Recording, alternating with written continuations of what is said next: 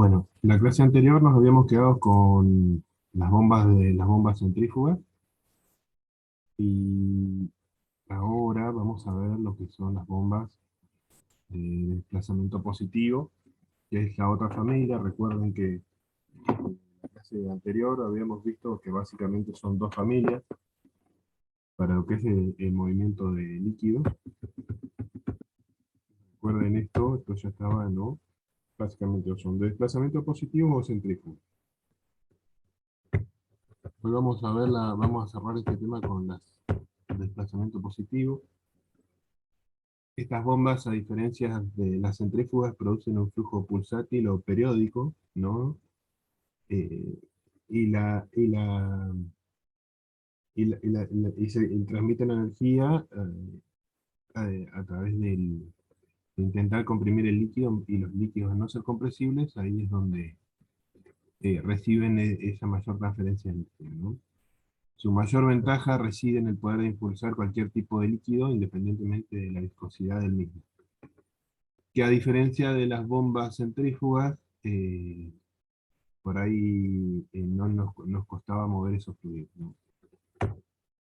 Bueno, del principio de operación, estos equipos del lado de la brida de aspiración generan un funcionamiento de una cavidad continuamente que modifica su volumen, ¿no? Ustedes lo que tienen que tratar de entender es que a medida que puede pasar que sean, por ejemplo, a pistón o a tornillo o lobulares, siempre que va a pasar, va a quedar un espacio disponible, ¿no? Y a medida que se lo empieza a comprimir, por decirlo de alguna forma, es donde se transfiere la energía hacia el líquido, permitiendo que esas pequeñas masas de fluido se puedan desplazar internamente hasta la cavidad de salida, ¿no? Recuerden que teníamos una entrada y una salida, ubicado del lado de la brida de la boca de impulsión. Estos equipos no pueden operarse con una válvula cerrada en el lado de la descarga, tal como se puede materializar en una bomba centrífuga, en la que sí se puede lograr el total resbalamiento de las partículas a expensas de intercambiar energía por presión de energía térmica en el fluido. ¿Qué empieza a pasar en las centrífugas? Si, por ejemplo, yo aguas abajo en la centrífuga, cierro una válvula. Recuerden, volvamos acá, tenemos la curva de operación, ¿no? Si yo cierro, no transmito caudal, voy a llegar a la presión máxima. A diferencia de las centrífugas, eh, la desplazamiento positivo van a seguir comprimiendo, ¿no? ¿Y qué va a pasar? Vamos a superar ampliamente esta presión, hasta inclusive pudiendo romper la junta o la línea en algún punto. Entonces, por eso es que no hay problemas con la presión, ni con... van a seguir inyectando hasta que el sistema lo soporte. Si una bomba de desplazamiento positivo se le hiciera operar con una válvula cerrada de descarga, el equipo igualmente seguiría impulsando el fluido en la cañería, aumentando la presión del mismo hasta que en algún momento de la línea se produzca el colapso y rotura, o dañando severamente la instalación de bombeo. Un ejemplo de funcionamiento de estos equipos para una bomba del tipo rotativa de 3 lóbulos, o de cualquier clasificación dentro de lo que es desplazamiento positivo, van a tener el mismo funcionamiento, ¿no? En este caso, fíjense cómo entra el líquido, ¿no? ¿Por qué hablan de cavidades progresivas o lo que mencionaba acá? Generalmente el funcionamiento de una cavidad que continuamente modifica su volumen, ¿no? Fíjense que en este caso, acá yo tengo el volumen máximo del lóbulo, pero acá ya está cerrado. Entonces, ¿qué va a pasar? Esto gira, transmite el líquido en ese punto y le transmite toda esa energía. Y después, ya directamente se hace la inyección del líquido.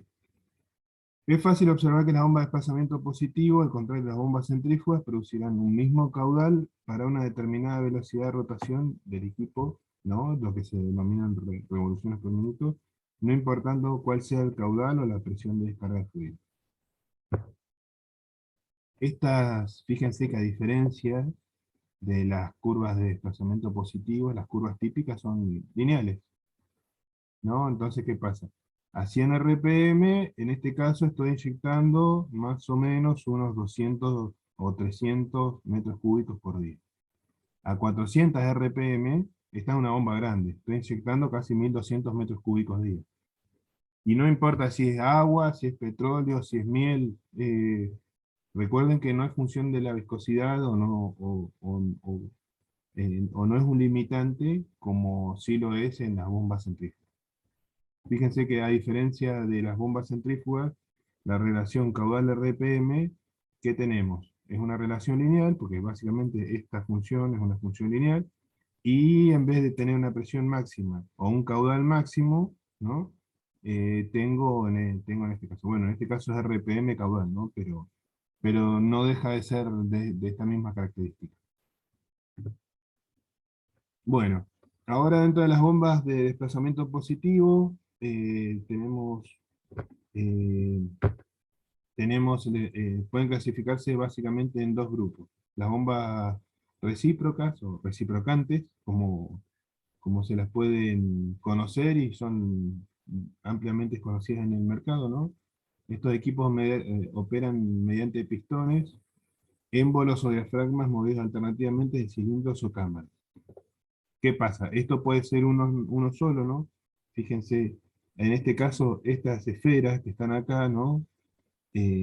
Puede ser, bueno, a diafragma, que sería en este caso que tienen un diafragma, eso que está ahí, eso rojo, es un diafragma que lo que hace es impulsar y abrir y cerrar estas válvulas, porque esto básicamente son válvulas, las válvulas, esas esferas blancas que están ahí, son válvulas. Entonces, ¿qué pasa? O rotatoria, pistón y émbolo. ¿Qué pasa? Fíjense, primero las válvulas de aspiración y lo que serían las tres, las válvulas de presión o válvulas de descarga.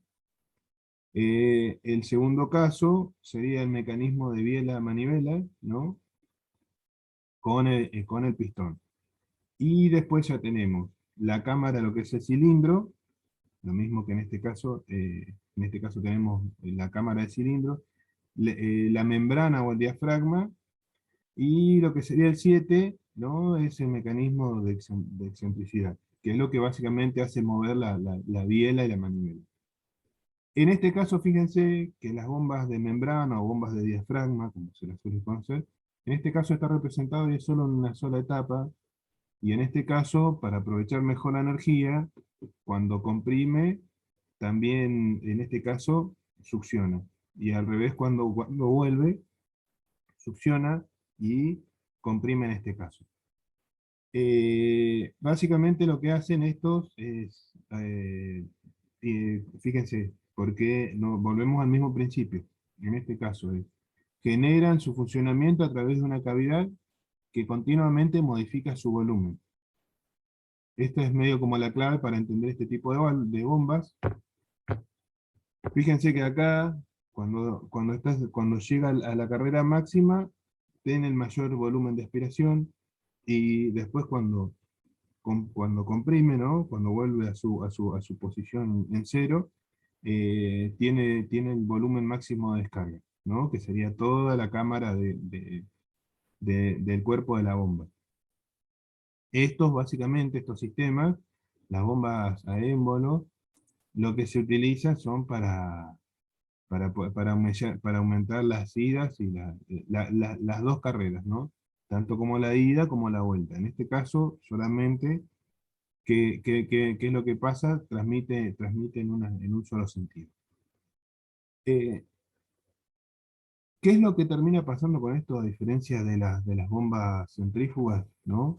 El ir y venir, ¿no? Como si fueran, hagan de cuenta, esto qué va a producir. Va a producir una frecuencia por el mismo movimiento del pistón, o el mismo movimiento del lóbulo, o del tornillo, o de la característica principal que tenga. Entonces, ¿qué es lo que termine transmitiendo al sistema? Además de transmitir toda esa energía, que fíjense que la energía es directa, y es casi en un 90%, la eficiencia son buenas estas bombas. ¿Qué es lo que termina pasando? Que también transmite vibraciones, ¿no? Porque hagan de cuenta que esto comprime y esto es como si fuera un martillo. ¿no? Ustedes lo que están transmitiendo en cada golpe, transmiten vibraciones. Y esas vibraciones después también se transmiten a lo que serían las líneas de inyección.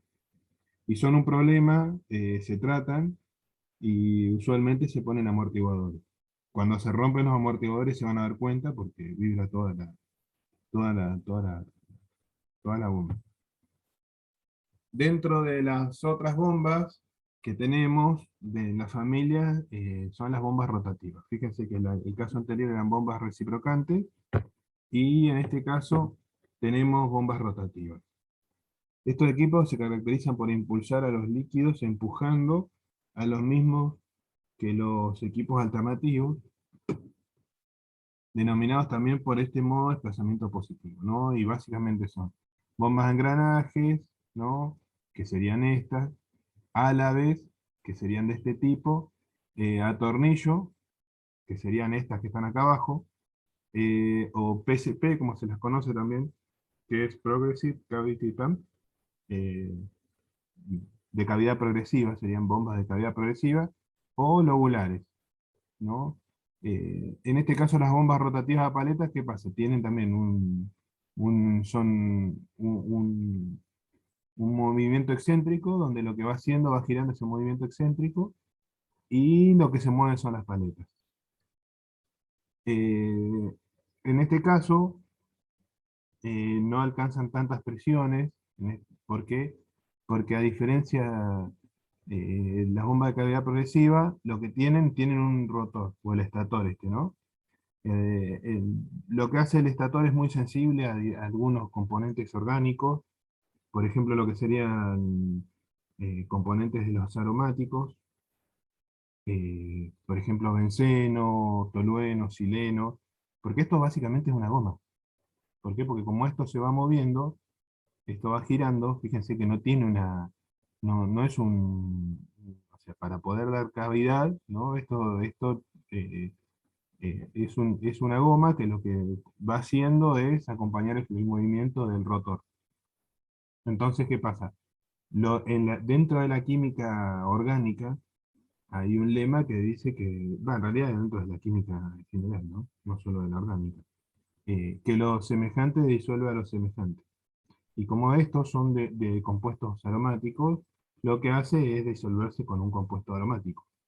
Entonces son muy sensibles a ese tipo de operaciones, y lo que termina pasando es que se termina rompiendo el estator y perdemos capacidad de transferencia con esa bomba. Eso es a modo de detalle. Lo mismo en este caso. Si fueran las bombas de engranaje, los lóbulos pueden ser de metal o pueden ser de plástico, que los he visto. Las bombas rotativas a paletas las he visto de metal, lo mismo que las bombas de engranaje. Pero las más comunes que van a ver dentro de los tipos rotativas son las bombas estas, del tipo PCP. Bueno, ventajas de las bombas de desplazamiento positivo. El caudal depende escasamente de la altura de elevación, ¿no? No hay tantos problemas con el AMPA. En algún momento vamos a charlar del AMPA, o lo irán a charlar directamente con Horacio cuando estén en cuarto año. Ideales, por tanto, para bombas de inyección y bombas dosificadoras. O sea, cumple una amplia variedad de transferencia de caudal con respecto al servicio que pueden estar disponibles. Son apropiadas para presiones altas y máximas, ¿no? De lo que los sistemas pueden soportar, porque básicamente lo que hacen es transferir casi toda la energía que tienen disponible, y solo se requiere, por ejemplo, una sola etapa. Quizás hasta vamos a tardar más en llegar, pero estaríamos próximos a, por ejemplo, si tuviéramos una bomba centrífuga multietapa. Entonces, ¿eso en qué termina impactando? En costos de operación. Eh, Después tienen una excelente capacidad de aspiración. eh, También absorben el contenido con gas, ¿no? Porque al comprimirse, ¿no? Al trabajar disminuyendo el volumen, lo que hacen es que ese líquido con el gas se transforme en en una sola fase, sin tener tantos problemas de cavitación como si lo tenemos en las bombas centrífugas. casi no tenemos problemas de cavitación. ¿En qué se va a traducir eso? ¿En dónde va a estar la desventaja de ese tipo de aplicaciones hasta que dejemos de transferir, por ejemplo, un fluido bifásico de un líquido con un gas? Se va a transferir en vibraciones hacia el sistema. Y esa es, es la principal desventaja de este tipo de bombas. Después, la posibilidad de transporte cíclico, ¿no? Son ideales para bajos números de revoluciones de funcionamiento. Fíjense que en este caso estábamos hablando para esta bomba de 100 RPM, que para lo que sería un motor son muy bajas. Un motor estamos hablando como bajo 750 RPM, o estamos hablando de una frecuencia normal de 1500 para operaciones máximas. Fíjense que las RPM en este caso son bajas. Trabajamos en una ventana de 100 a 400 RPM en una bomba. Pero como esto lo impulsa un motor, hay una caja o sea, hay una caja como si fuera una caja de cambio, que es la caja de revoluciones, que lo que hace es modificar esa relación motor hacia la bomba con la caja. Eso en la bomba centrífuga no se puede hacer, en este caso sí. Solamente que, bueno, van a piñón fijo, una revolución fija, y lo que hace es variar las velocidades del motor. Son ideales para bajos números de revoluciones de funcionamiento, ¿no? Como habíamos hablado, y en las oscilantes es posible que el funcionamiento neumático, hidráulico o electromagnético. En este caso, porque, bueno, se pueden usar algunas bombas de imanes y demás.